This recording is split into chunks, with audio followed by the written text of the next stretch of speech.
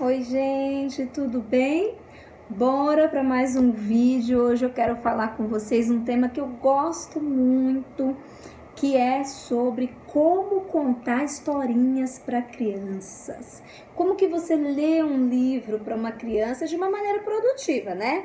Porque ler o livro só abrir e sair lendo, né? E achar que a criança está escutando, tá tudo ok. Não é bem assim que funciona. Tem uma maneira certa de contar história para as crianças, uma maneira que é prazerosa, que é produtiva, que gera vínculo entre vocês, que gera aprendizagem, né? E que vai ser um momento lúdico, vai ser um momento bacana. E posso te falar uma coisa, eu amo ler história para as crianças.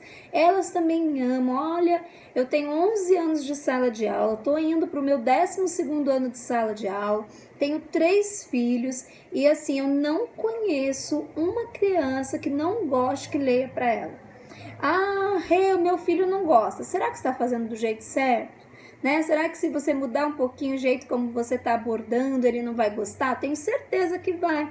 Porque a história, quando a gente lê uma história para criança, enriquece o vocabulário dela, o conhecimento dela, a imaginação da criança. E além, é claro, de que para mim é o mais importante, estabelece um vínculo muito bacana entre a pessoa que lê e a criança que escuta. Então, contar historinha para uma criança é tudo de bom. Use e abuse dessa ferramenta, que é uma ferramenta bem bacana e pode também aí gerar na tua casa uma tranquilidade, né? Pode gerar na tua casa frutos bem legais. Então, vamos para algumas dicas? Bora para as dicas, né? Primeira coisa, para contar historinha para o teu filho, para contar historinha para o teu aluno, né? Para tua criança, a primeira coisa bacana de você fazer é o seguinte: sempre leia a história antes, tá? Por mais que seja uma história curtinha, por mais que seja uma história que você já conhece, leia o livro antes, para você colocar a entonação correta, a pontuação correta, né? Para você conhecer a história, saber em que momento você pode fazer uma pausa e explicar algo além, momento você pode fazer uma pausa e cantar uma musiquinha, que momento você pode fazer uma pausa para fazer uma brincadeira. Mas pode tudo isso? Pode, deve. A leitura da história pode se transformar numa grande brincadeira, pode se transformar em atividade, pode se transformar em aprendizagem de valores, pode se transformar em várias coisas. Então, você precisa ler o livro antes até para você ter esse olhar, né? Para você entender melhor como que você vai trabalhar aquele livro, aquela história, como que recursos você vai utilizar. Então, sempre leia a história antes. Escolha uma história que você goste, né? Escolha uma história que você se identifique e use e abuse de recursos para contar essa história. Então, você não vai contar essa história apenas lendo aquilo que está escrito, mas conte a história mostrando algo para a tua criança. Nós adultos, nós sempre temos um ou dois dos 5 sentidos que são os nossos prioritários, que são aqueles que a gente usa mais. A criança ainda tem os 5 sentidos muito aflorados e muito iguais, muito nivelados no grau de importância que eles têm para entender o mundo. Então, quando você só lê a história para a criança, você só está usando a audição dela.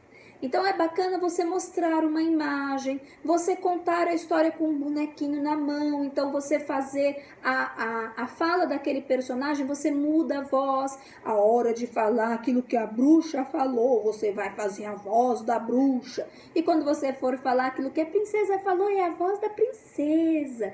Então, você mudar a entonação. Na hora da princesa, você pega lá a boneca Barbie da tua filha e mostra a boneca, né? Você mostrar uma imagem que você desenhou, que você imprimiu, ou que você recortou de uma revista, que tem a ver com aquela história. De repente, se você está contando a história que a princesa comeu a maçã, traz uma maçã, e aí vamos fazer uma pausa, vamos comer a maçã. Você está contando a história do João e o pé de feijão, vamos fazer uma pausa, nós vamos plantar o feijão no algodão agora, vamos fazer uma experiência, vamos fazer uma brincadeira, depois eu continuo lendo.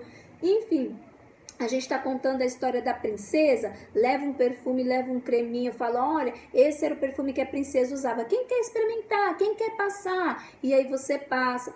Por quê? Qual é o principal erro dos adultos quando vão contar uma história para a criança? É achar que a criança tem que ficar sentada, muda, ó, zipou a boca, não pode falar nada e tem que ficar prestando atenção porque eu tô lendo uma história para você. E aí perde toda a graça, né? O legal é interagir e o tempo de concentração da criança é menor que o nosso e a maneira da criança se concentrar é diferente da nossa.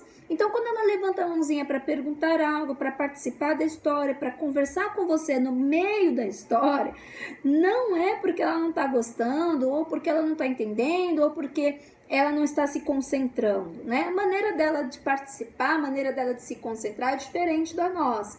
Então, assim, se ela levantou a mão, você está contando a história da Branca de Neve, ela levantou a mão e falou assim, ô mãe, sabia que lá na escola o Luizinho fez xixi na calça? O que tem a ver com a história? Não tem nada a ver com a história. Ah, você não tá prestando atenção, não vou ler mais pra você, não sei o quê. Não, fala, é mesmo, filha? Nossa, será que os 7 anões também faziam xixi na calça? Acho que não, né? Ah, então. E aí continua. E ok, tudo bem. Né? Não tem problema, não significa que ele não está gostando.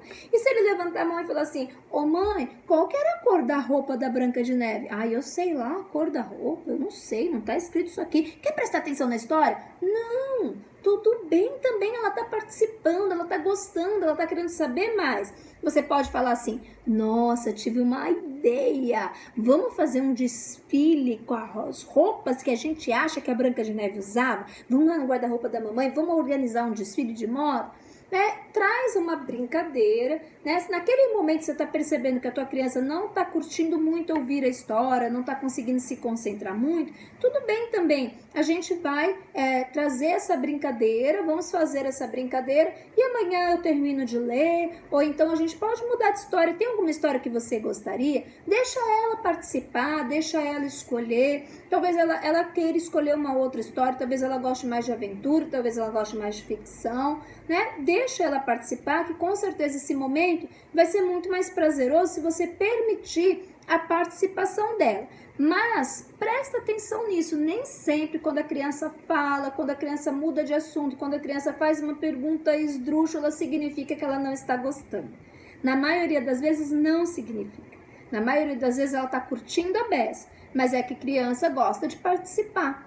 Tá? Ela vai participar da tua leitura, não adianta você achar que ela vai ficar quietinha esperando você ler, ela quer participar e isso é muito bacana.